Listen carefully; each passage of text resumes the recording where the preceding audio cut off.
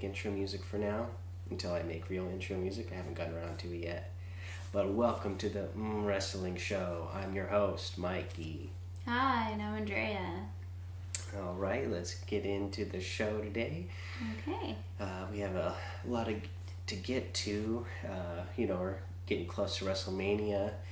We're less than 2 weeks out now from this week's past show of what we had on WWE.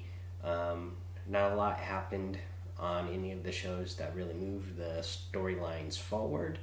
But yeah, a lot happened. So, especially on Raw, I wrote down a lot, so there's a lot to get to. So let's get into it. First up, let's get to the news. Not a lot of news items really to get into. First up, for news, we want to say congratulations to Miz and Maurice for their daughter being born, Monroe Sky Mizanin, born on March 27th. Yeah, congratulations. Yes, congratulations to them. That's pretty awesome and amazing. We have 2 boys ourselves, so we know it's awesome to have that sort of thing happen to you. Have a little person into your life is pretty awesome. So I'm sure they're going to be super busy, as if they weren't going to be busy enough getting ready for WrestleMania, but now they're going to have a little baby girl to take care of on the way to that. Okay. And then the other big news item, so obviously, we've had Daniel Bryan. He is making his in-ring return, and the plan is for him to wrestle as a tag team partner with Daniel Bryan, but Shane McMahon has diverticulitis and a hernia. They say that he's going to be okay, and he's still going to wrestle at WrestleMania, but we'll see how that is going to affect how much he actually does, if he actually gets to go. I don't know. He posted a picture of himself on Instagram with his kids, and he had an IV in, but he was in regular clothes, and he was smiling, and the post is something like, "Oh, I have the best medicine in the world," and he's with his kids or whatever. But yeah, maybe that means he's going to be doing less at WrestleMania if he even gets to go. If he doesn't get to go, what would they do with that storyline? Is Daniel Bryan going to fight the 2 of them by himself, or would they get him a new partner? It's getting awfully, we're awfully close to WrestleMania, so if last minute changes like that need to happen, they're going to be scrambling, so we'll keep a close eye on that. But let's go ahead now. Let's move into our reviews of the actual shows. First up, I'll get into NXT. This week on NXT, we started out with Tommaso Ciampa again. He gets mad at William Regal because, he was attacked on the week before show by Johnny Gargano, and Johnny Gargano was supposed to be fired because he lost his match to Andrade.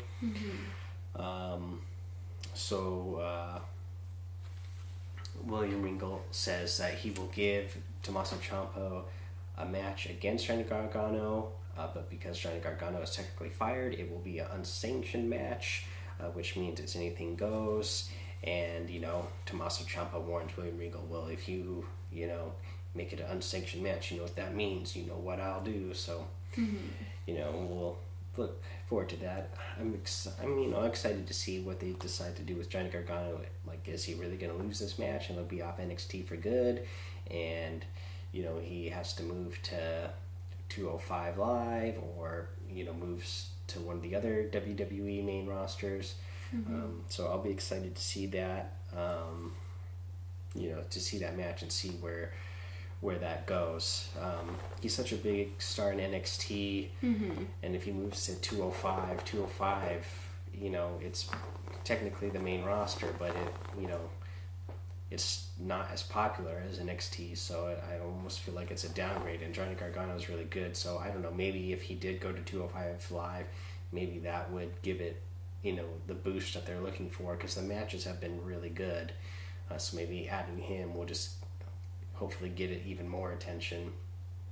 But yeah, let's go on now. What else did we get this week? This week we also had William Regal announced that they are going to have a North American Championship introduced to NXT. EC3 made his debut during this promo that William Regal announced this, and he said, oh, thank you, William Regal, for making a championship to give to me. And William Regal tells him, oh, I'm not going to give a championship to everybody. Everybody's going to have to, earn it. And he tells EC3 that he will have a chance to earn it, because he's going to put him in a six-pack challenge match, a six-pack ladder match, in fact. And let's see here. Whoever wins that will, be the North American champion. And then throughout the night, William Regal added more people to this match as the night went on. Let's see here. After that, we had Ember and Shayna, Ember Moon and Shayna Baszler promo. They were training at the training center, and they were caught on videotape. They started fighting while they're at the training center, so that just kind of, is boosting the fact that they are feuding with each other. If you want to, you could, pretend to be interested. But Did I not look interested? I'm listening to you. Oh, I thank you. Sorry. Thank you for listening. The look on your face is not very interested. After that, this was very interesting. We had the Street Profits versus Authors of Pain in a very interesting match, a very entertaining match. Okay. The Authors of Pain are very good. The Authors of Pain ended up getting the win here, so they're moving on to the finals of the Dusty Road Classic. I've been out of wrestling for a long time, and I haven't been watching NXT,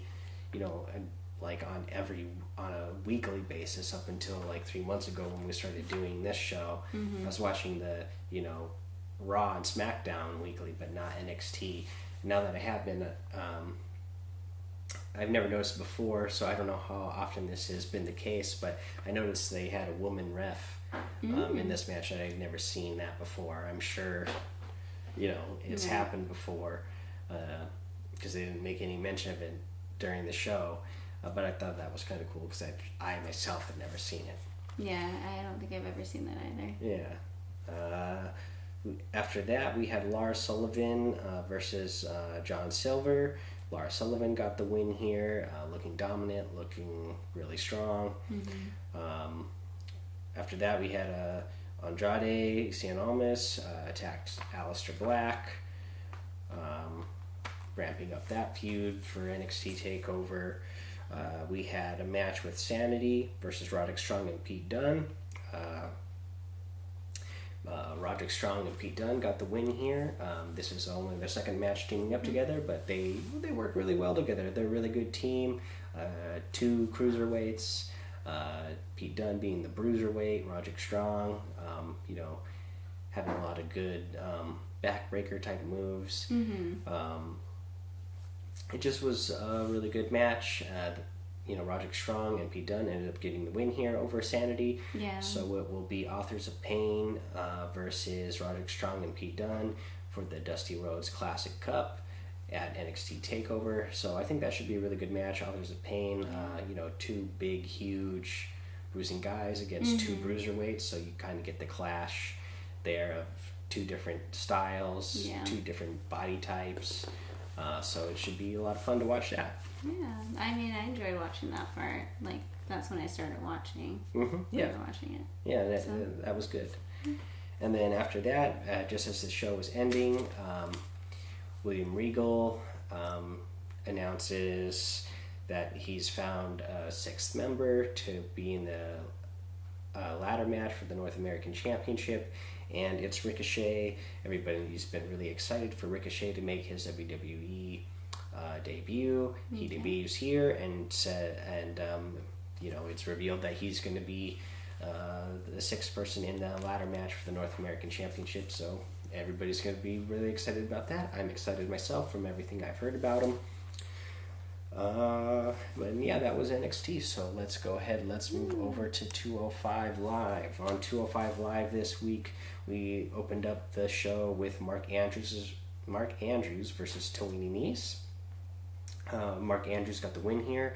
They were fighting for a chance they both fought Drew Gulak in the tournament for the cruiserweights. They both lost to Drew Gulak, so they both want revenge. Mark Andrews ended up getting the win here, so he gets the right to have Drew Gulak in a rematch. So that should be pretty good. Okay. Let's see here. After that, we had a little promo with Cedric Alexander and Mustafa Ali. It was like an interview style promo with Drake Maverick sitting there. You know, they're calling Cedric Alexander and Mustafa Ali the heart and the soul of 205 Live. You know, they both talk about how they want to have their story at WrestleMania and walk away with the championship. And Mustafa tells Cedric Alexander that he's going to have to stomp his heart out, or something about Cedric Alexander, I think, said he was going to stomp Mustafa Ali's heart out to win the championship. And Mustafa Ali said, yeah, okay, that's what you will have to do, sort of thing. So, I mean, it was a good... both of these guys aren't great. They're both, like, really good in the ring. Neither of them are, like, great at promos. Mustafa Ali is a little bit better than Cedric Alexander. So it wasn't the greatest promo in the world. But, you know, I'm excited to see that match just because both of them, like, do really good in-ring work. So it should be a good match at WrestleMania. Okay. After that, this next match, like, I was really, like, you know, it had me over for sure. This match was TJP versus Kalisto versus Buddy Murphy versus Akira Tozawa in a fatal four-way match.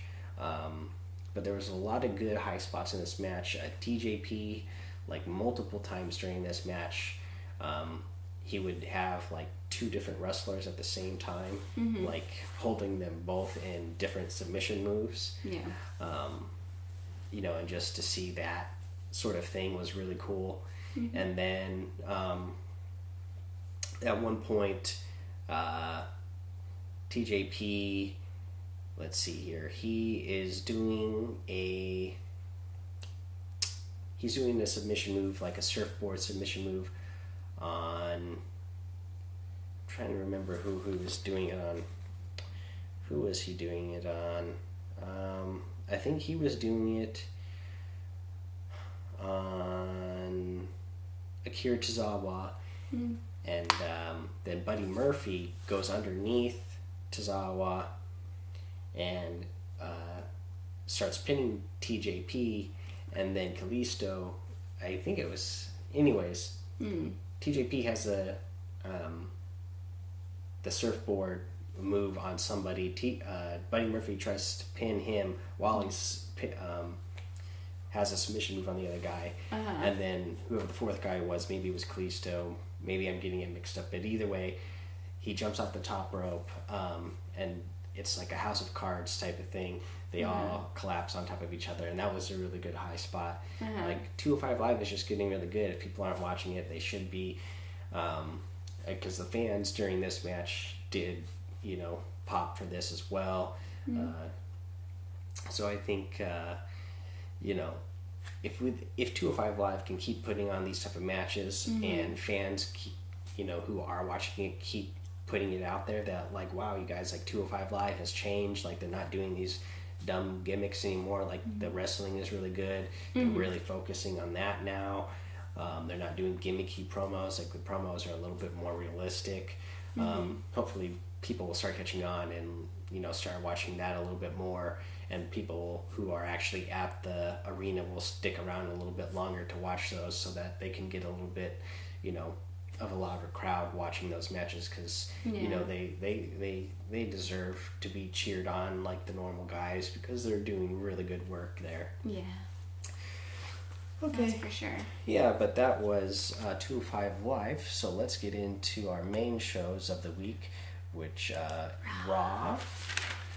This week on Raw, we opened up with Paul Heyman and Brock. Right. Paul Heyman started out saying, oh, guess what? Roman Reigns, we're here, and Roman Reigns, his suspension was lifted, and guess what? He's not here. He's been talking all this smack, and look, he's not even here. And Roman Reigns did get, brutally attacked the week before, so it would be understandable if he wasn't there. But no, here comes Roman Reigns. He comes walking through the crowd. He's there. He's got a chair. He attacks Brock with the chair. He gets a couple hits in on Brock, but, he did a pretty good job of selling, he's still sore and hurt from the attack last week, because there's, he tried hitting Brock once with the chair, and he had, that one hit that he gets in seemed to exhaust him, and he's getting ready to do the Superman punch, and then, Brock catches him, suplexes him over his back, and lands right on the floor, and then, the big finish at the end, Brock Lesnar throws the steel steps in the ring, and he does an F5 on Roman Reigns, and Roman Reigns lands right on those steps. That one looked like it actually hurt pretty good. But what did you think about this promo overall? Did it work for you? Is it getting you more excited for the match at WrestleMania between the two of them? Yeah, I think it definitely got me more excited for the match coming up. And yeah, that was really good. Yeah. See, for me, it didn't really work that good for me. I don't know what they should have done different or what they could do different, but I feel like they should have had Roman Reigns say something. I get what they're going for, but they're just kind of missing a few small things for this type of promo that they're doing. Roman Reigns starts out by saying how Brock Lesnar isn't there all the time, and then you have Paul Heyman, who's great at giving promos. He's in there saying oh, look, we're here. And Roman Reigns just comes in and attacks him with a chair. They should have had him on the mic, and he could have said something oh yeah, you're here now, but are you here every week? No, I'm here every week. He should have had some sort of verbal comeback, rather than just coming there with the chair. I'd like to see the verbal back and forth, but it is what it was. Like I said, there was a lot on Raw this week. Not a lot that actually advanced any storylines, but it was I still enjoyed the show myself. That's good. After that, we had Nia Jax versus Mickie James. Mickie James, of course, was accompanied by Alexa Bliss. Nia Jax got the win here with a Samoan drop on Mickie James. And then, let's see here, Alexa ran in the ring real quick and tried to hit Nia. And then it didn't really have any effect on Nia. And so Alexa ran away. And then, Nia kind of gets out of the ring and walks after her all angrily. And she called Alexa a bee. She was really mad and angry, so. But yeah, I'm getting really excited for that match. I'm really excited for the Alexa and Nia match at WrestleMania. This particular match and promo didn't get me any more excited, but it's, it was something. So it definitely was. I enjoyed that match though. The match was definitely good. I mean, Mickie James is a former 6-time women's champion, so she's a really good worker, and Nia is a really good worker. So overall, I enjoyed the match for sure. Yeah, I mean, Nia made it believable that she was getting hurt by Mickie. That she what? Was getting hurt. Right. She's getting her butt kicked. Yeah. Until she did her Samoan drop. Yeah. Let's see here. After that, we had a video package with Triple H and Stephanie McMahon. And overall, this was another really great video package by WWE. They do video packages really great. They talk about how, they're going to show Ronda Rousey who's boss because she just works for them now. That Triple H says something about how this isn't the MMA. They don't do camps for training. They don't do 2-3 month camps like WWE performers perform year round, and they train constantly day after day, and they don't have a specific training facility because they're always on the road, so they have to find a way to train themselves and find whatever gym they can, so everything's not perfectly catered to them, like it would be in the UFC, where you go somewhere to a training center and you train there for months at a time. So he just is saying how Ronda's not ready for this type of thing because she's used to one thing, but she's not, this isn't MMA, this is WWE, so she's going to have a surprise for her. And let's see here, Stephanie McMahon, they show her working out, and she says Ronda's the one who should be intimidated, not me, because I've been wrestling in WWE for a long time, and I even though Ronda is a fan of WWE, I grew up inside WWE, so I know what I'm doing, type of thing. And Triple H mentioned, he's not worried about Kurt Angle being Ronda's partner because Triple H has, beat Kurt Angle his entire career, type of deal. I don't know if Kurt Angle's ever got a win over Triple H, so he talks about that. And then they basically said Ronda simply just works for us, type of deal. Yeah, what did you think about this video package? I think I missed this video package. You did? You don't remember watching it? I don't remember watching that at all. Oh boy. Were you even watching? I don't know. You were definitely there. I remember you were there watching. Anyways. What?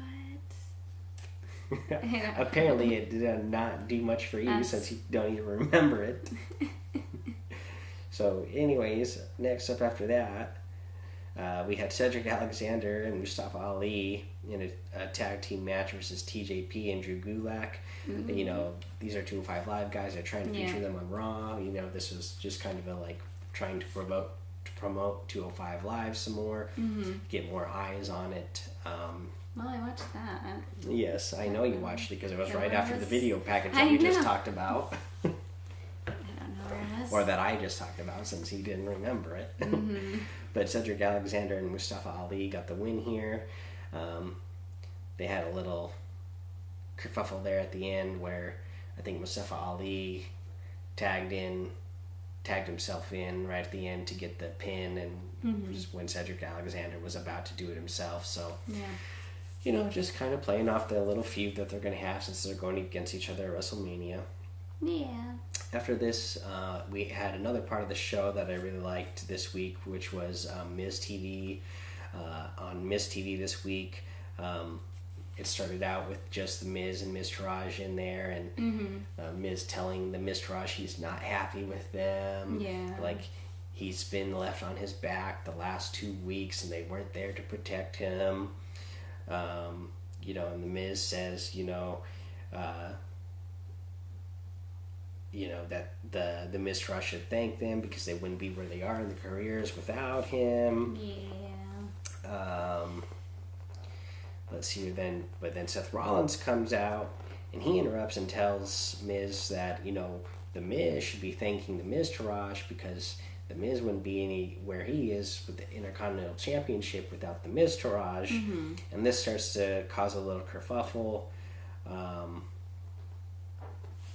Because Bo Dallas does start to get a little angry there, and he says that the Miz is just a fake A-lister who can't fight, and he called him a phony. Oh, a phony! You're right, a phony A-lister who can't fight. Oh man, and those were fighting words. They got real mad at each other. And the Miz asked him, "What did you say?" And it looks like they're getting ready to throw down maybe, but then boom, Finn Balor's music hit and he comes out, and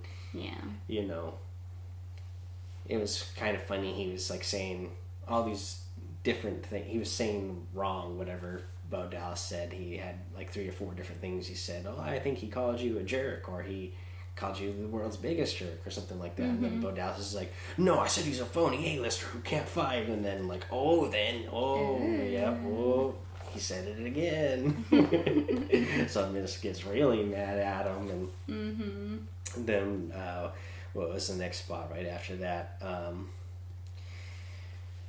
Miss slaps Bo, and you know, Miss says that you know, he starts naming off all these Intercontinental champions in the past who he's better than, and he gets down to Mr. Perfect, and then Curtis Axel gets really mad because Curtis Axel is, or was, you know, I mean, Mr. Perfect was, or is, I guess, I don't know how you say, he's passed away. I guess he would still say he is Curtis Axel's dad. So Curtis Axel gets really mad, of course, and then it really looks like, you know, the Mistourage, it looks like they're getting ready to break up. They're going to have a fight right there. But then it turns out that they were faking it the whole time, and the Mistourage end up attacking Seth and Finn. There. Well, I enjoyed that, Yeah, Luke Carl, and I mean, Luke Anderson and Karl, Luke Gallows and Karl Anderson came out to, you know, save Finn, and, you know, they fought off the Mistourage. But yeah, overall, I enjoyed this promo. I thought it was a good spot. I thought it was a good promo. Yeah. It was very entertaining. Yes, it was entertaining. I don't know, there's a lot going on. You know, there's the drama, and then there's the, what is it? You think this, but then this happens. Yeah, a twist. A twist. Yeah. It did have a little twist in there. Yeah. You know, and a little bit of comedy as well. So overall, I thought it was a good promo. You know, good heat leading up to WrestleMania for these guys. Yeah. Was it like almost a little over a week till WrestleMania? Yeah, just a little bit over a week now. Like, what are we? 10 days away, I think, now. Ooh. Yeah, so we're getting real close. What did we have after that? We had a little video promo where Kane says that he's going to send Cena straight to hell. After that, we had Asuka versus Jamie Frost. I thought this was pretty good because obviously Jamie Frost is coming in there as a jobber. Yeah. But, you know, instead of her, like a normal jobber type of situation where they just come out to music real and then get beat real quick, they actually, you know, had her at the ringside, and who was it? I think it was Renee Young anyways, or Charlie Caruso. I don't remember who was the person, but they go interview her and ask her why, you know, or ask her if she's scared that she's about to get in the ring with Asuka, and she's like, oh no, I'm, you know, Asuka likes to say that nobody's ready for Asuka, but Asuka's not ready for me because she's literally never seen me in a match, so she can't be ready for me. And then she does get in there, and she hits Asuka a few times, and it doesn't have any effect on Asuka besides just making her mad. And then Asuka kicks her once in the head and pins her. So knocked her out just like that and got the win. So I thought that was a pretty good one. Yeah, that was really good. Yeah, and that's actually, you know, for me, I'm actually really glad they did that. Because I've seen too many marks complaining about, like, oh, Asuka's looked weak lately because of her matches that she's had with Nia. Like, they've been really close, and, like, Nia would beat her up a lot during the match. So, like, well, she's supposed to be, like, the baddest woman in WWE, and, you know, she's supposed to be fighting for the championship, and if she wins the championship, you know, you don't want to make her look weak. Like, why is she, you know, like, almost losing? Well, because it's Nia Jax, and she's also going to be a champion. Like, she's just, you know, like, it just showed to me, like, they're doing a good job. They did a good job with those matches, like, showing how awesome and how strong both of the competitors are. But this type of match where Asuka, you know, beats somebody with just one kick and beats them in, like, you know, 10 seconds, that should shut up all the marks out there who have been complaining about that, because obviously that makes Asuka look really strong to beat somebody with one kick. But after that we had I like this too. We had Michael Cole here apologize for what he said about the Ultimate Deletion the week before. because because it's it's kind of known that Michael Cole is like the voice of Vince McMahon sometimes, because Vince McMahon, he actually is there at all the shows and is running production, and he can like speak into the headphones of all the ring announcers and like tell them like if there's something specific he wants them to say, he can tell them like, hey, make sure you mention this kind of thing. And right before they aired the Ultimate Deletion, I think maybe Vince McMahon was like scared, like, because this was something that they did on indie wrestling, and and maybe Vince McMahon was like scared, like, oh man, like I don't get this, like our fans, like, yeah, this really worked in the indies, but it's like the mainstream wrestling fans who don't watch indie stuff, like, are they actually gonna like this? Like, I better do something to curb the fact that if they don't, like, that that we can say that we said something about how that, oh, we don't, this isn't normal, sort of thing. So Michael Cole says that it's obnoxious, like right before it aired. And then people loved it, of course.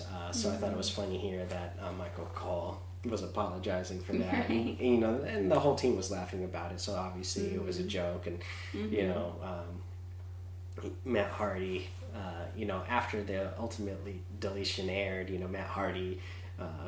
The next day was like, oh, I heard about what Michael Cole said about the Ultimate Deletion, and if he's not careful, he's going to be the next to be deleted, that obsolete mule sort of thing. So I'm loving this whole thing, like, even if they don't do it that often, if it only like have one thing every couple months, like, as long as they kind of keep it around, I think that would be cool. Like, if Matt Hardy did feel like the need to actually delete Michael Cole, I think that would be pretty funny. It'd be pretty good. Yeah, that would be. But yeah, right after this, we got a little video promo from Matt Hardy as well, announcing that he'd be in the Andre the Giant Battle Royal, and that was pretty good as well. Right after that, we had Bayley and Sasha promo.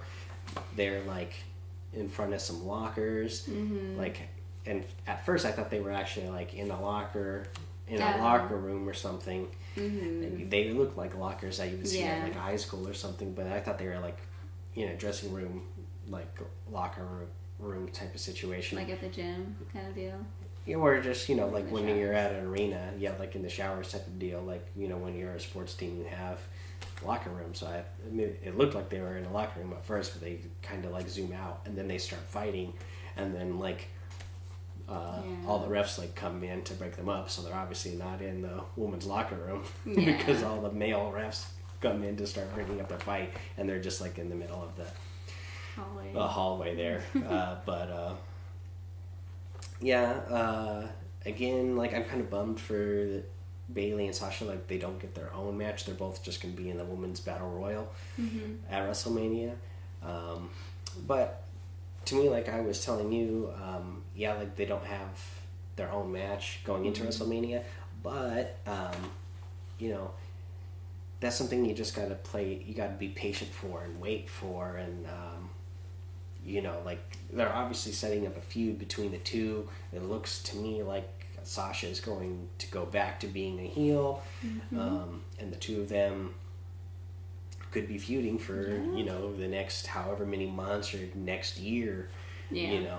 So like, they don't have anything going into WrestleMania as a storyline, but they'll have something coming out of WrestleMania to like keep going on.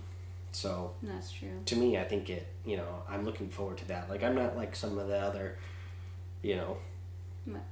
supposed smart marks out there who, are like, how come they don't have something at WrestleMania? That's, it's tragedy. Like, well, there's like a million, like almost all the WWE superstars like on the roster now. Like, you could make a case for, at least 75% of them, like, on why they should have a match, their own match at WrestleMania, but you can't give a match to everybody. So for me, like, just the fact that they're getting a storyline going into WrestleMania is good, and that we'll get something coming out of it. Yeah. Yeah. What did you think about this promo? What did I think about the promo? Mm-hmm. I enjoyed the promo, honey. Okay, good. What else do you have to say about it? You enjoyed it. What about it? Like... What about it? I just thought the feud was good. Okay. I don't know how to describe what I thought. Just watching it, I was like, ooh. Yeah. Who's gonna go down? Okay. It's just like them keep going at each other. Yeah, like, even when the refs were... Oh, and when Sasha was like, okay, I'm done. But then she's like, okay. She, like, goes after Bayley again. Yeah, I was going to say, because the way they were doing it, I mean, it looked like a legitimate fight between the two people. Like, they did a good job of selling that. Yeah, that's what I thought. Yeah, that was good. Let's see here. Next up after that, we had Braun Strowman versus Sheamus. When Sheamus and Cesaro are coming down to the ring for Sheamus to fight Braun, they both, Sheamus is on the mic and he's like, yeah, we want to know who your partner is going to be at WrestleMania because, it's only fair that we get to know so that we can prepare like professionals. Yeah. And Braun tells him, okay, I'll tell you after you come in here and beat me. And Sheamus is like, well, that's not fair. Tell us now. And Braun says no. So, I'll tell you after you come in here and get these hands. And if you beat me, I'll tell you. But Braun Strowman ends up getting the win here. Like a good match between two big beefy dudes. I thought, but yes, Braun Strowman does get the win. So we still don't know who's going to be Braun Strowman's partner at WrestleMania. A lot of speculation out there, but at this point we still don't know. Who do you think it'll be? I don't know. Like, I really have no idea what they might do because I'll get to it later. I'll mention it later. But there was this, if anybody out there listens to the Sam Roberts Wrestling podcast, he had a theory that kind of, I would have liked Braun Strowman and to team up with Elias. Because they've had their feud, so if they all of a sudden had to partner together, that'd be, like a tropey thing to do. But what I heard on Sam Roberts Wrestling podcast today, I was like, oh wow, like if that happened, then the other thing, you'd have to not do the other thing. So I'll tell you what that other thing is later, because that would be really awesome to me as well. But if it wasn't Elias, I'd really, there's like speculation out there that maybe the Big Show is going to be coming, making a return soon. Maybe he could do it with the Big Show. Chris Jericho is rumored to be making a return soon, so maybe it could be Chris Jericho. Okay. Yeah, so I really have no idea who could be his partner. The other thing that could be his partner, so Bray Wyatt was, he had the Wyatt family. He was like the cult leader or whatever, and Braun Strowman was one of his followers. But now that Bray Wyatt has been deleted, maybe he comes back as a new character, and he's like this fresh new person, and instead of like trying to control Braun Strowman, maybe he goes back to like he's just a partner with Braun Strowman and they fight together. Yeah, maybe. Who knows? My theory was going to be it would be John Cena. John Cena. Why would it be John Cena? John Cena's going to be fighting the Undertaker. Yeah, well, what if he doesn't? He's going to fight the Undertaker. John Cena is going to fight the Undertaker. Okay. We're going to get that in a minute. Let's save that. After that, Kurt Angle and Ronda Rousey come out to the ring. Kurt Angle says that Ronda Rousey is ready. Ronda says that she's going to rip Stephanie's arm out, and then Absolution interrupts. Paige comes out. She's calling Ronda Rousey baby girl a lot. It seemed like every other every other sentence she was calling Ronda Rousey baby girl. Yeah. I noticed that.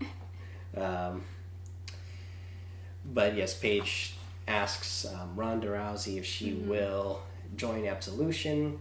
Ronda says no. You know, the fans are all like saying no. They don't want Ronda to join Absolution. So she says no.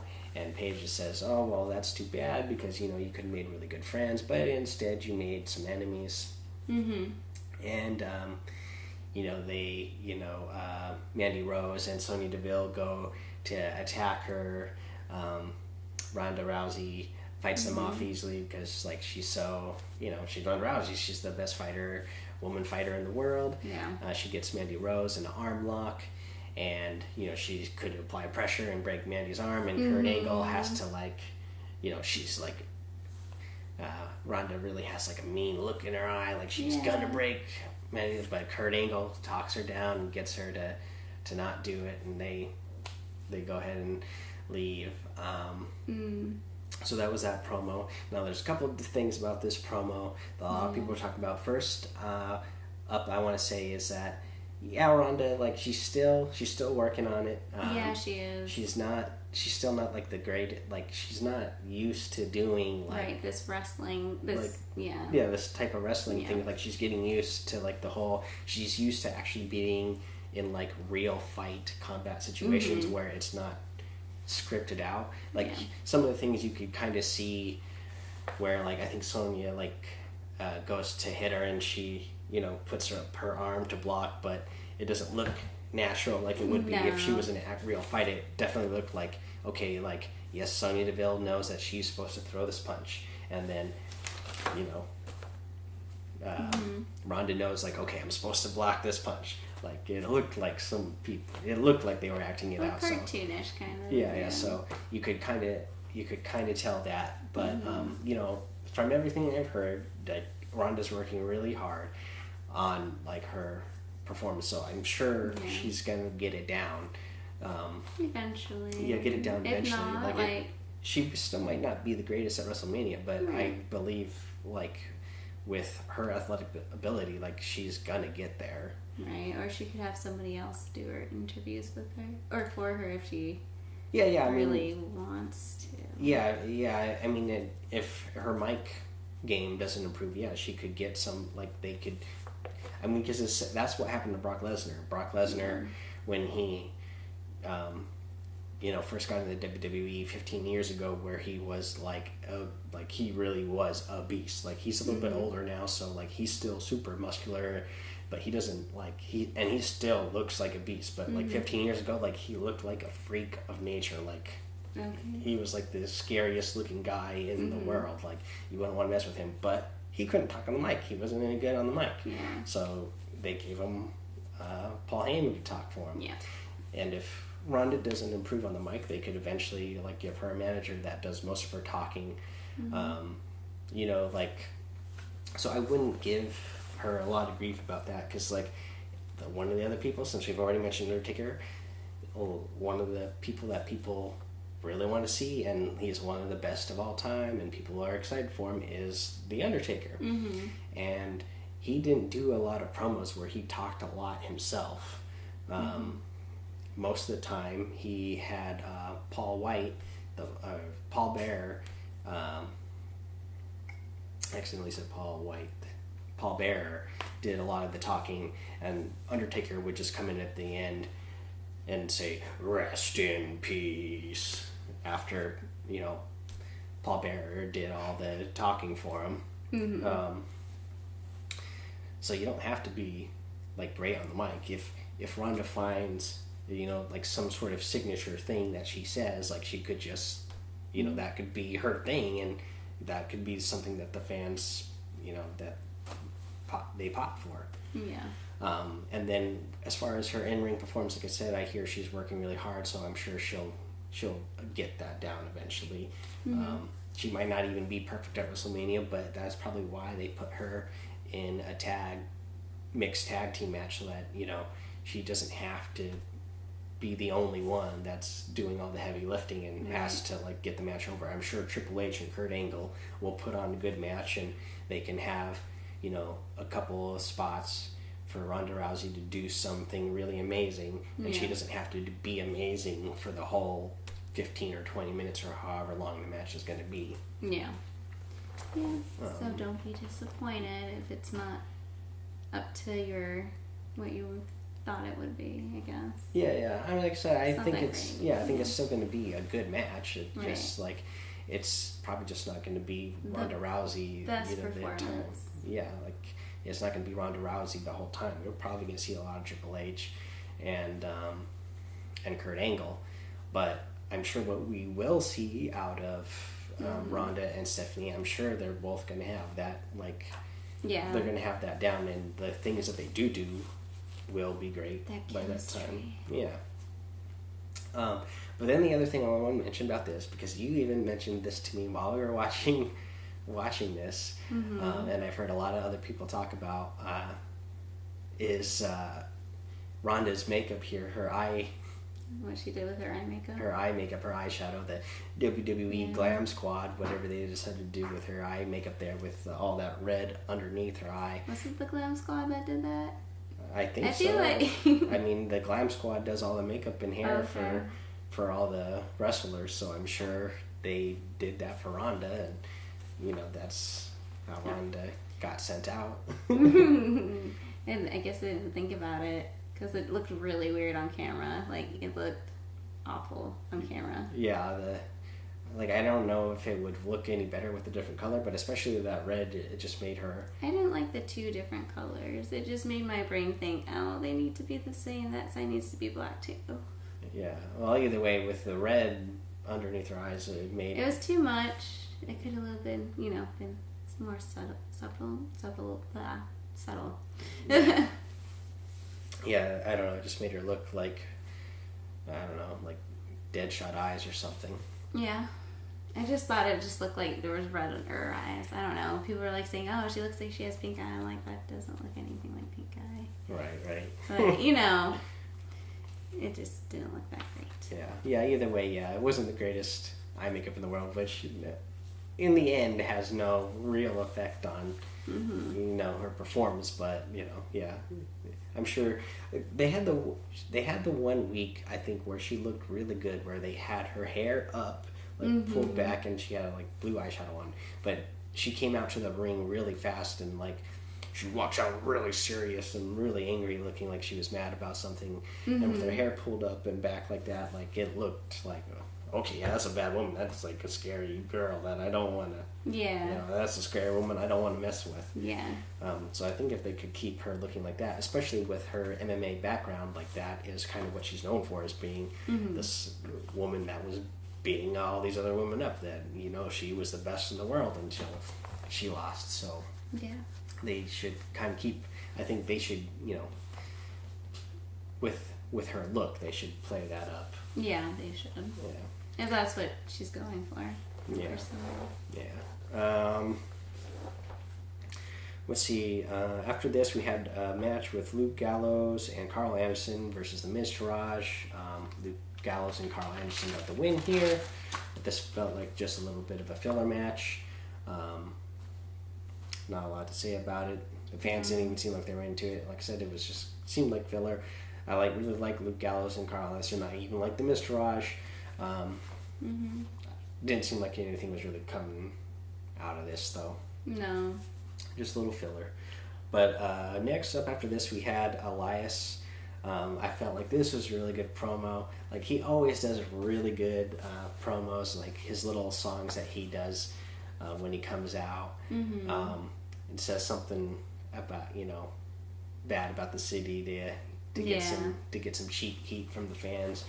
But I especially enjoyed it this time. Yeah, I was gonna say especially this time, it was extra good because the week before they were at Madison Square Garden and he had performance there, so he was like, "Oh, I sold out Madison Square Garden," and really it was WWE that sold it out. But anyways, he says he sold out Madison Square Garden, so he says you can imagine that that he's not excited to be in Cleveland after being in Madison Square Garden. In fact, embarrassed to be in Cleveland, and he just went off on Cleveland because Cleveland definitely does have like a reputation, and especially with their sports history, like at one point, like in the 60s, like they had some good sports teams, but ever since then, like they've had like the worst sport teams in the world since then. And he goes off on the Cleveland Browns and says like, oh, the Cleveland, it's part of his song. He mentions how bad the Cleveland Browns are, and then he actually like pauses for a second and he goes, no, seriously, like how bad are the Cleveland Browns? Because they've been like the worst team in the NFL every single year for the past 20 years. He really tells the fans about like, oh yeah, LeBron doesn't even want to be here. He's leaving you guys again. Like, yeah. The city's so bad that LeBron's going to leave twice. He left you guys once from Miami, came back, and now he's going to leave again. I thought that was pretty funny. Like, Elias is just like, we hadn't seen him on Raw for a couple of weeks. They haven't had him on TV. He's been doing some, some dark matches, but he hasn't been on TV. And this just reminded me of like how good Elias is, and like like reminded me like, oh yeah, I really miss this guy when he's on TV because he's so good. Yeah, he's pretty good. I mean, I don't walk with Elias, but I think he's pretty funny. Yeah, I walk with Elias. That's what WWE stands for. Oh, that's right. But yeah, overall that was really good. And after that, we get a match between Elias and Rhyno. Elias gets the win here. Like I said, this could be a potential guy for Braun Strowman. So since we're here, we'll get to it here. So like I said, there was a lot of speculation that maybe it would be Braun Strowman and Elias at WrestleMania. Teaming up. But today when I was listening to Sam Roberts' podcast, he mentioned about how Vegas bettors, bookies, like they have like a betting line where you can bet like however much you want for the chances that The Rock is going to show up at WrestleMania. Because there's rumors that he's going to be there, and maybe he's going to perform there as well. And so like, why wouldn't he be there? And if he is there, will he perform in a match and or have some sort of performance? And what I think would be really great, like what Sam Roberts came up with, was like, oh wow, like I didn't even realize that would be something I would want, but now that you're saying it, like, oh, that sounds amazing. So what Sam Roberts suggested was like, how cool would it be if Elias is out there doing his thing that he always does, singing a song, getting some cheap heat from the city, and then boom, The Rock's music hits, because he used to do this, thing where it was like they were rock concerts, and like Rock doesn't really play guitar, but he'd always come down with guitar and like strum it for a second, and then like sing some lines, and he talk crap about whoever his opponent was, or whoever he was, cutting a promo with in the moment. Especially there's like some good ones with, or a really good one that he did with Vicky Guerrero. But how cool would it be if, Elias is there, and then The Rock comes down with his guitar, and then you get some sort of like match like with Elias and The Rock. And Elias, he's so hot in the company right now, you want to keep that guy, keep getting him over. And if he had a match with The Rock, like that would be like a match that everybody would be talking about. So that would only like help keep shooting his star up. Yeah. So that'd be something like, I think it was like, oh wow, like that would be really cool to see. Like, maybe I don't want to see Elias teaming up with Braun, because I'd love to see this play out with Elias and Rock. How cool would that be if that was what happened? So The Rock hasn't retired yet, not officially? I don't think he ever had an official retirement thing. I've been trying to tell you. I've been trying to tell you that a lot of wrestlers never come out with an official retirement. Like, they don't have like some big party and say like, oh, okay, I'm having my retirement now. Like, same thing with a lot of like sports athletes in general. Like, you just get to a point where you can't perform anymore like you used to. And it's not that you're done with the business, but the business is done with you. Like, they've moved on. There's new, younger people below you that, you know, they're going to take your place. And unfortunately, they don't have anything for you anymore. Like, most people don't get something like what Undertaker had last year, where, you know, he gets to lay down his stuff in the middle of the ring, and everybody in, like all 75,000 fans there are, like, crying because, like, they're so sad to see Undertaker be leaving. Yeah. And even then, like, he didn't, you know, he never said, like, oh, I'm retired, I'm officially leaving for good, like, I will never come back and never have a match again. Like, obviously we're going to get a match with him this year, but he's obviously hanging up being a full-time guy. Like, he's still going to come back sometimes to do, even if it's just promos or just one match a year, like, he'll be back every once in a great while. Like, they never have a real retirement, but they're like, okay, I'll never be here again, ever. Okay. But yeah, speaking of Undertaker, the next match was John Cena versus Kane. It was a no disqualification match. During this match, John Cena kept doing it, like, mocking Undertaker. At one point, he does the zombie sit up that Undertaker does, where Kane knocked him down and then he sits straight up, and he did the throat slash that Undertaker does, and anyway, and then he also did the choke slam on Kane, which is Undertaker's move, and that's a very heel thing to do. Obviously, I like how, you know, John Cena's been, like, desperate. He's been trying to call out Undertaker. What's something else you could do to be a heel and get your opponent to want to fight you? You can mock them. You can steal their moves. Like, that's something that you would think would draw out this guy from retirement to come fight you. Yeah. So he does that. He beats Kane. Then John Cena gets on the mic. He's like, what? Like, no gong? Like, where's the music? Like, Undertaker, why aren't you here? Like, do something. And fans start chanting, do something again. And, you know, John Cena says he wants a yes or a no. And, you know, he's getting really mad at Undertaker. And, you know, like, then he walks out of the ring and he does, like, flip his eyes on the back of his head, like Undertaker likes to do, like, directly into the camera. So obviously trying to bait Undertaker out of retirement. Like, what are you thinking about this whole promo and storyline that they have going for these guys, for Undertaker and Cena? What do I think about it? I think that I like how I actually like it. I just like how they're, you know, I haven't been able to see the Undertaker yet, and how they just keep, like, you know, waiting it out, and maybe next week we'll get to see the Undertaker. And that makes me just more interested in seeing John Cena every week, just to see what happens, you know, with the whole Undertaker thing. So yes, thank you for that. You're welcome. I agree with you. Like, I am loving the way they're doing the storyline. I feel like it's like they set out to tell a story, and they've been telling it.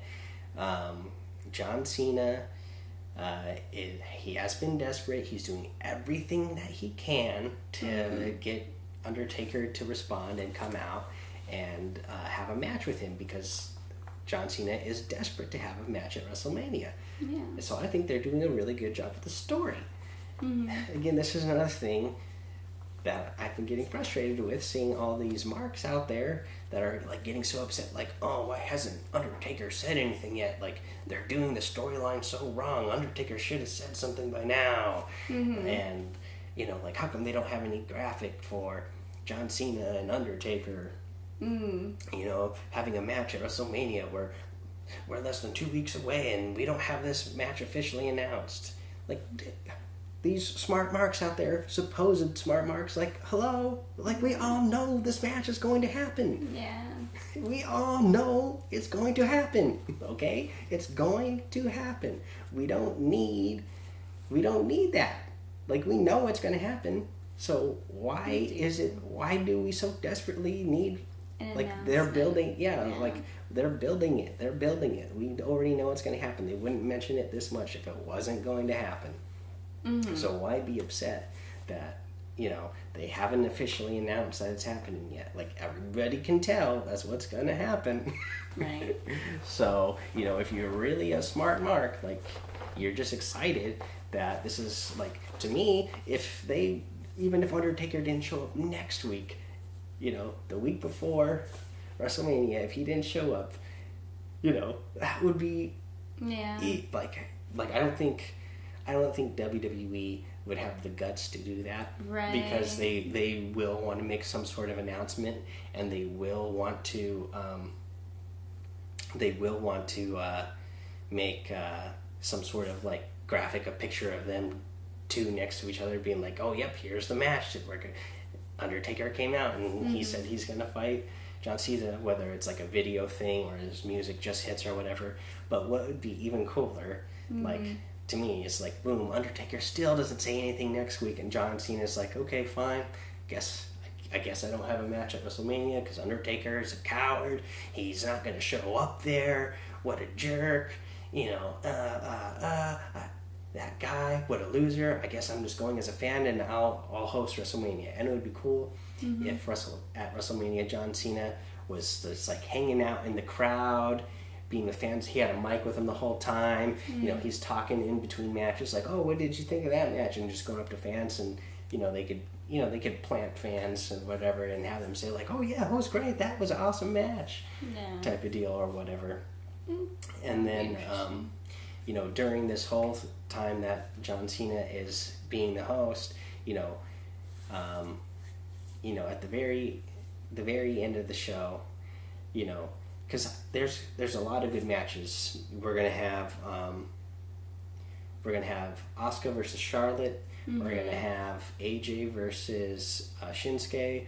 We're gonna have Roman Reigns versus Brock Lesnar. Those are all championship matches, and those are all worthy of being like the main event, the last match of the show. Yeah. I don't know which of them would be the last match of the show, but they're all worthy.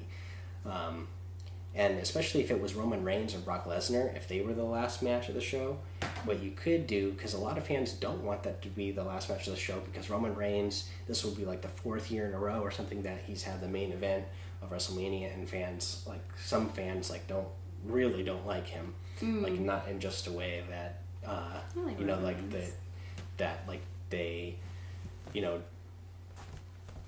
they think, not because he's a heel, but some people just don't like him because they're sick of him, type of thing. So if you really didn't want that to be the last match, John Cena versus Undertaker is such, like, those two names are so legendary, that could be the match that closes. So you could have, Brock Lesnar and Roman Reigns fight, making it look like it's the last match. John Cena, he's been the guy on the mic the whole time, hosting WrestleMania, and then he says, all right, folks, I guess this was a great show. Look, you get to see Roman Reigns walk out of here again, holding his hands up like this with the championship high above his head, like we get to, with fireworks behind him, like we've seen the past 4 years in a row now on WrestleMania. Isn't that great? And then, boom, that's when Undertaker's music hits. All of a sudden, out of nowhere, everybody thought, oh, wow, we went to the whole show. We went this whole time. We thought Undertaker would get an answer from Undertaker last week. We still got no answer. I guess this really isn't going to happen. Even fans there would be thinking, oh, okay, this isn't going to happen. But boom, that's when his music hits. That's when he comes out and says, I don't know what Undertaker would say, but then they'd have like this legendary match at the end of the show where Undertaker beats John Cena and, says rest in peace and tosses a mic on him and gets out of there. Yeah. Like I said, I don't think WWE would ever let it get that far because they'd be too scared that, that there are too many marks out there who, like, because it doesn't have some sort of official picture or hasn't been officially announced that it might not happen. Like, every really smart actually knows, like, yes, this is going to happen. Like, they're not doing these promos on TV every week just to not let it happen. But yeah, so that was Raw. Let's get to SmackDown. SmackDown this week, obviously it's a shorter show, so it was a lot shorter. We opened up with Bobby Roode and Randy Orton tag teaming versus Jinder Mahal and Rusev. Jinder Mahal and Rusev got the win here. I was really excited about that because after this we got a little promo with Jinder Mahal telling Rusev like, oh, thanks for being my partner tonight to beat those guys. I'll reward you later or something. And Rusev's like, oh no, like I pinned the U.S. champion, so I'm going to go ask to be in your triple threat match at WrestleMania and make it a fatal 4-way. And so he goes and asks, and we later on in the show we get announced like, yep, Rusev has officially been added to that match, which I think is great for Rusev because he didn't have a match at WrestleMania, and with his whole Rusev Day thing, that's been really popping with the fans. So I'm glad they found a match for him, and it's a title match. I don't know if he'll win, but I'm glad he's got a match in there with some like high profile guys. He's going to be there with Randy Orton, Jinder Mahal, and Bobby Roode. So I think it should be a good match. Yeah, I think so too. It's going to be an awesome fatal 4-way. Yeah, out of the match, who would you want to see win and be the U.S. champion after that match? Oh gosh, that's hard to say. Just love them all so much. I want to go with Bobby Roode. Bobby Roode, yeah. I don't think he will. Yeah, I'm not sure. I want him to. Yeah, I feel like Randy Orton will keep it here, but I don't know. We'll just have to wait and see. After this, we get Shinsuke talking to AJ backstage. Shinsuke tells AJ that he wants AJ at his best at WrestleMania. AJ tells Nakamura the same thing. He wants him to be at his best. So Shinsuke asks AJ to have his back tonight because he just wants AJ Styles to have his back. Yeah. Right after that, Becky Lynch versus Ruby Riott. Becky Lynch got the win here. Let's see here. What did I write? I made a little note here. Oh yeah, so after the match, the Riott Squad went and tried to attack Becky Lynch, and then Becky Lynch is going to be in the Women's Battle Royal, and so she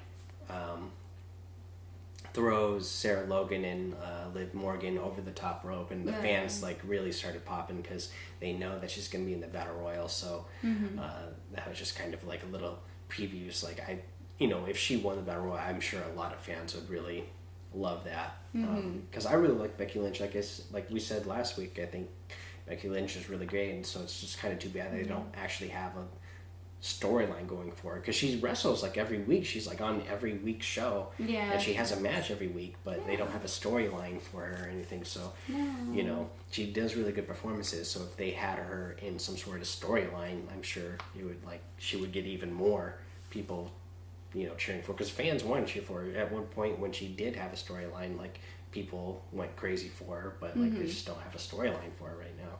No, they don't. So hopefully they'll get her one. Right. Once WrestleMania is over. After that, we had Daniel Bryan.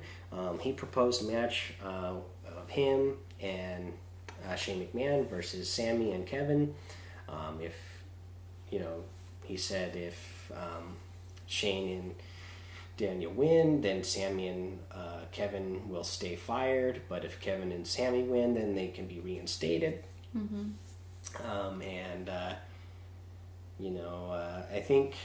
I think Daniel Bryan's not going to be the GM anymore because he talked about how he's tired of going to meetings and doing paperwork, and he didn't want to wear those jackets or cardigans or whatever the hell those things are, and ripped this thing off and threw it on the ground.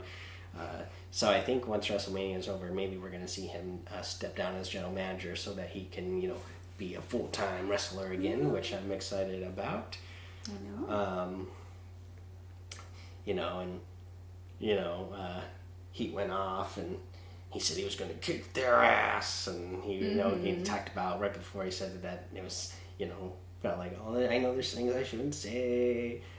I feel like I shouldn't say them because I'm a role model. I feel like I shouldn't say them because I'm the boss and whatnot. So I thought it was more effective. I think that's why people love Daniel Bryan so good, because you look at we talked about Ronda earlier, and she's like the extreme case because she's just starting to perform in WWE. Yeah. But I feel like a lot of the other wrestlers and promos that they run now, like back when I was watching growing up, when wrestling was at its peak during the Attitude Era, like those promos back then, like they didn't feel so scripted. Like they didn't feel like it was something that somebody rehearsed, over and over, and they got to everything. A lot more stuff seemed like improvised, and a lot of stuff nowadays like feels, totally scripted. Like they're, like they memorized something and they're just repeating it.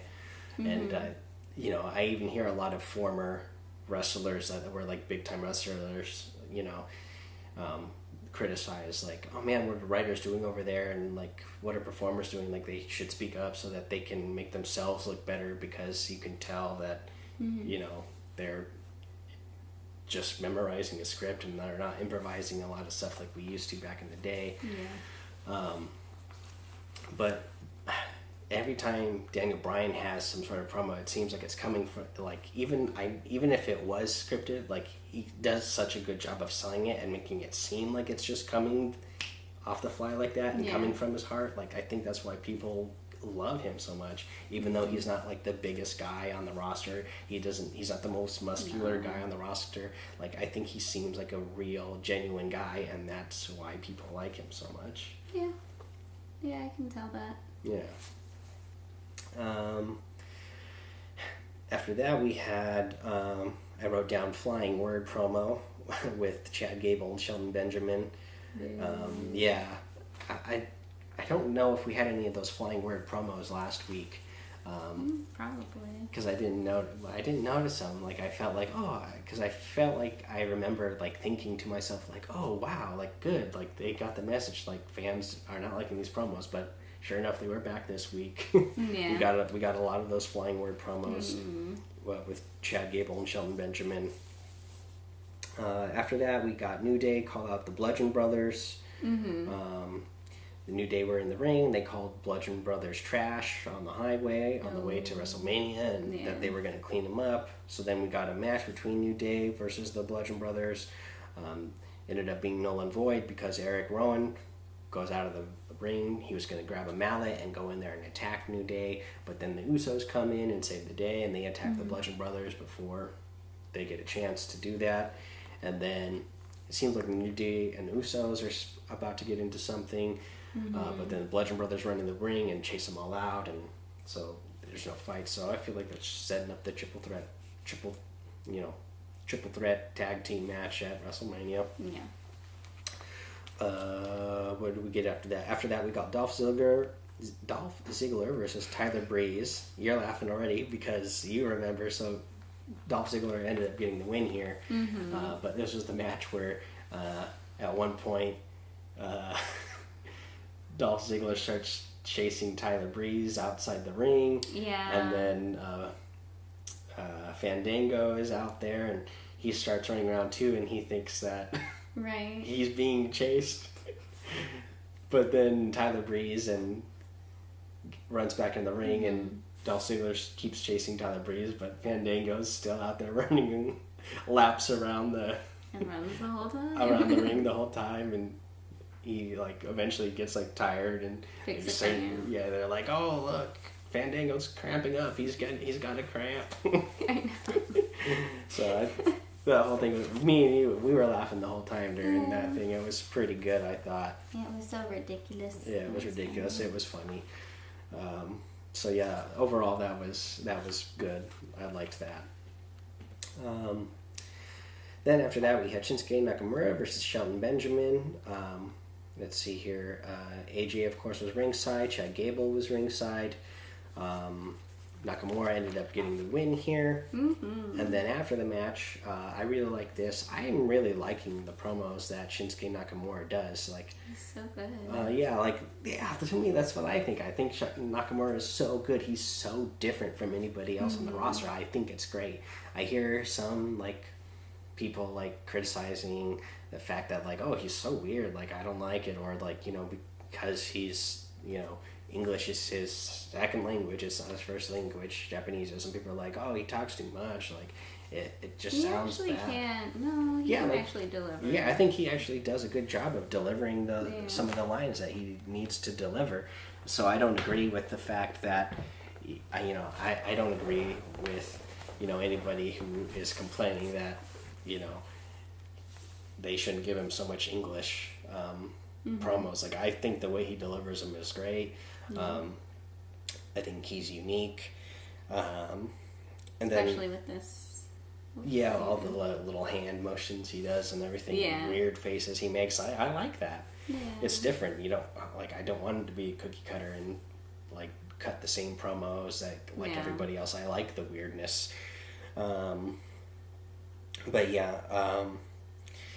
Shinsuke, after he gets the win over Shelton Benjamin, it looks like Shelton Benjamin and Chad Gable are about to team up on him. AJ looks like he's contemplating if he's going to help him or not. Then he starts getting in there to help, but Nakamura again takes care of them before AJ actually gets in there and helps.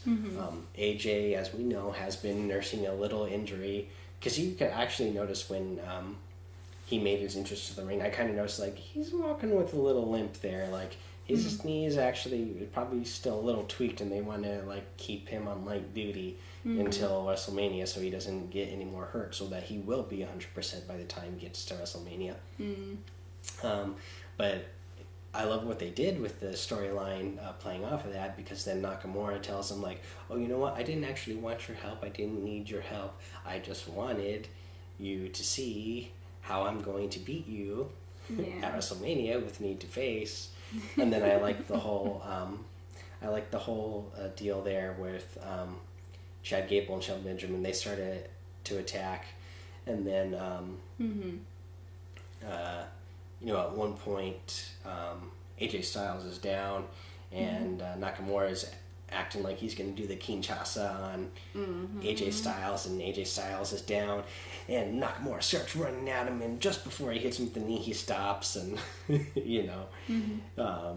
he tells AJ Styles Need to Face, and AJ Styles is just kind of left there like looking like, oh gosh, like he could have just got me, type of thing. So I thought overall that was a good match. Nakamura did a good to end the match, and then like what happened right after was really good. I felt like this was something that they did a good job on, kind of like progressing the story towards WrestleMania with this. I was a big fan of what happened here. I was actually, the last 2 weeks in a row now, for the longest time, like SmackDown seemed like dead to me. Like every week it was like, oh gosh, like some weeks like not a lot of good stuff happened. Right. And Raw was better every week, but like the last 2 weeks, the last 2 weeks, because of Daniel Bryan returning last week, I really liked Daniel Bryan again this week, and then the stuff that we had with Shinsuke and AJ this week. I think like everything after Fastlane, probably. What about everything after Fastlane? SmackDown got more interesting. I would just say the last 2 weeks for me, but with those things, that's with Daniel Bryan last week, and then Daniel Bryan again this week, and then Shinsuke and AJ, the stuff that happened. I actually liked SmackDown last week and this week more than Raw both weeks. But yeah, that was the end of SmackDown. I had Raw up on here the whole time that we're talking about that. I never switched over to SmackDown. I hear something weird. But that's okay. But yeah, that overall that was everything we watched this week. I'm getting really excited for WrestleMania. I'm sure since a lot of stuff happened this week that progressed storylines, that this upcoming week we're going to get a lot of stuff that will progress a lot of storylines for stuff that's leading up to WrestleMania, and a lot more things are going to be solidified. Maybe next week is going to be, when Undertaker makes his announcement, whatever way he's going to do that. Maybe next week we will find out who Braun's partner is going to be. Oh, yeah. Maybe. Probably. Yeah.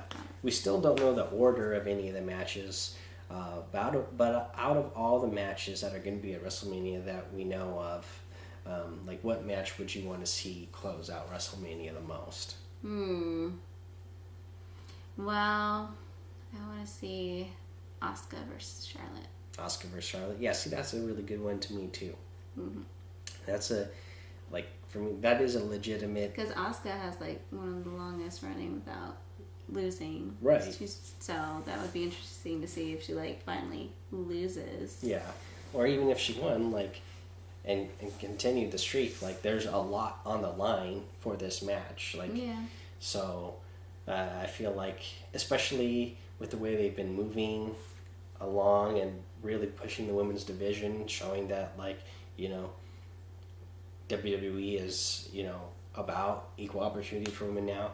You have two women in this match, Charlotte being a legend and Asuka being, up-and-coming legend herself. Mm-hmm. I can't think of any two other women, better women, that to headline a WrestleMania event, that's for sure. Mm-hmm. So yeah, that'd be something that I'd want to see that too. Yeah. Like I said, my other thing I said earlier, if somehow John, right. If somehow the WWE had the guts to not officially announce for all the supposed smart marks out there who have, these smart marks I'm talking about, they have their own podcasts, they have their own website that's really big, and they're complaining about, how come they haven't officially announced it yet? Well, because we already know what's going to happen. We don't need them to officially announce it. So if the WWE had the guts, I think that would be a cool way to make that a main event. Yeah. Where John Cena, was oh, I guess that's it, folks. Undertaker never showed up. Oh, whoa, here's the Undertaker now. But yeah, thanks for tuning in, everybody. Please like and subscribe to our... Oh, wait, do you want to suggest anything for... Yeah, I will. I was just going to remind people real quick before we do that to like our channel. To like the video, subscribe to our channel, comment below. If you're listening to the podcast, subscribe to the podcast. That kind of stuff, all that stuff will help us out. We are actual fans of wrestling. We're not like some of those other, supposed smart mark out there who... They say they're fans, but every time I listen to some of these guys' show, they're criticizing and talking about they talk a lot more about what they don't like than what they do like. So I'm like, why do these guys have a podcast and making a show and have a website if if you don't like anything they're doing, then why are you watching it so much? Right. And why are you talking about it so much? If you really don't like it that much, maybe you shouldn't be watching it. Right. But we actually like it, so please like and subscribe to our channel and everything like that. But yeah, before we head out of here, let's give a little suggestion for something that you can watch or do outside of wrestling this week. Since you brought it up, maybe do you have a suggestion in mind? Oh, well... I know it's going to be, Easter this Sunday, so I guess go to the grocery store and buy up all that Easter candy that'll be on sale. Oh, yeah, that's right. Yeah. All that Easter candy on sale. You could go color eggs, that's a good one. Yeah. But yeah, enjoy Easter weekend if you celebrate Easter. If you don't, enjoy the weekend anyway. What else? I heard Roseanne is good. You told me it was good. My wife watched Roseanne without me that I really wanted to watch. It was one of my favorite shows growing up. And she watched the new premiere without me. So that's going to be my suggestion, to go out and watch it if you haven't, because I heard from my wife it's really good. And I heard a bunch of other people who review stuff say that it was really good. So it must be good. So I'm going to go watch it. And I suggest you guys watch it too, because Roseanne, growing up, it was always a really great show. And you said it's good, right? So what do you think? You think people should watch it? I think people should watch it. Yeah. Mm-hmm. Political views aside, go watch it. Yeah. Yeah, so we already said Easter, Roseanne, eggs, whatever. Mm-hmm. Again, thank you for tuning in, and have a good week, and we'll see you next week. Yep. Bye. Bye.